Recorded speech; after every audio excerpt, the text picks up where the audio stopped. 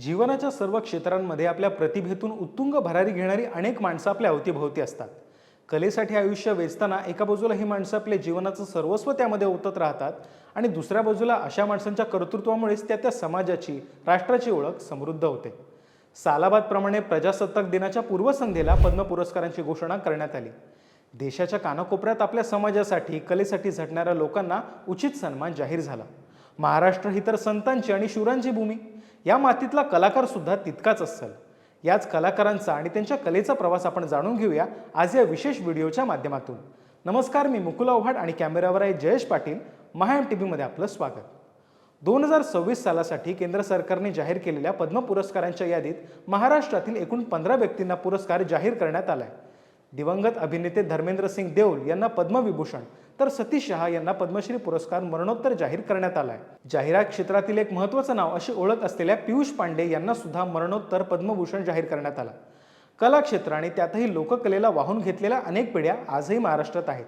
अशा सुयोग्य कलावंतांचा यावेळी सन्मान करण्याचा निर्णय सरकारने घेतला. यातील पहिलं नाव म्हणजे पालघर जिल्ह्यातील प्रसिद्ध आदिवासी तारपा वादक भिकल्या धिंडा. भिकल्या लाडक्या धिंडा हे पालघर जिल्ह्यातील जव्हार तालुक्यातील वाळवंडा या अतिदुर्गम गावचे रहिवासी आहेत. भिकल्या धिंडा यांच्या कुटुंबात सुमारे 150 वर्षापासून तारपा वादनाची परंपरा आहे.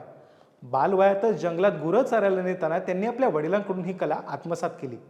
8 दशकांहून अधिक काळ ते सातत्याने तारपा वादन करत लोकसंस्कृतीचं जतन करतायत. आतापर्यंत त्यांना राज्य सांस्कृतिक पुरस्कार, संगीत नाटक अकादमी पुरस्कार, तारपा शिरोमणी पुरस्कार आदी सन्मानाने गौरवण्यात आले. आता आपण थोडं तारपा या वाद्याबद्दल जाणून घेऊया. साधारण 2 ते 5 फूट लांबीचं हे वाद्य मल्हार, कोळी, वारली, कोकणा, भिल्ल या महाराष्ट्रातील आदिवासी जमातीमध्ये वाजवलं जातं. तारपा हे सुशिर म्हणजेच हवेच्या फुंकरीद्वारे स्वर निर्माण करणारं वाद्य आहे. हे बनवण्यासाठी वाळलेल्या भोपळ्याचा वापर केला जातो, ज्याला मुंड असं म्हणतात. या भोपळ्याच्या खालच्या छिद्रात बांबूच्या 2 नळ्या बसवल्या जातात. या नळ्यांना स्वर काढण्यासाठी छिद्र पाडलेली असतात. बांबूच्या नळ्यांच्या खालच्या टोकाला ताडाच्या पानांची गुंडळी करून शंकूच्या आकाराचे नळकांडे बसवले जाते, ज्यामुळे मोठा आवाज निघतो. पद्मश्री पुरस्काराने सन्मानित करण्यात आलेले दुसरे कलावंत म्हणजे रघुवीर खेडकर. तमाशा सम्राट रघुवीर खेडकर यांना मिळालेल्या पुरस्कारामुळे लोककलेचा राष्ट्रीय गौरव झाल्याची भावना अनेकांनी व्यक्त केली आहे. ज्येष्ठ तमाशा कलावंत कांताबाई सातारकर आणि तुकाराम खेडकर यांचे ते सुपुत्र.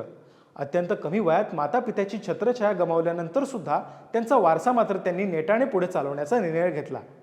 रघुवीर खेडकर हे अष्टपैलू कलावंत असून ते तमाशाच्या स्टेजवर एकाच कार्यक्रमात सोंगाड्या, हिरो, विलन, गायक आदी भूमिका पार पाडतात.